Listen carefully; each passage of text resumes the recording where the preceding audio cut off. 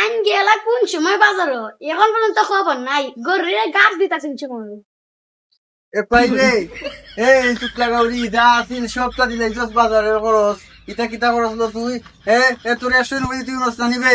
হও না তোর খরচ ও আইসো লোক আস্তে দিন খালি খেত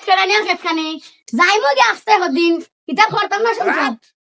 আইরে কইছিলাম যে গরু রেখানি দিত তাই আমার বার চায় তাই কিতাত নো আপনি করে নেব আপনি এই এখন আমার বুড়া বেটারে কষ্ট দে ইয়া আল্লাহ গো শোনা আমার গরুর অবস্থা দেবো কিতা হইছে আমার গরু আস্তারা দিন ধরে আমার গরু বাস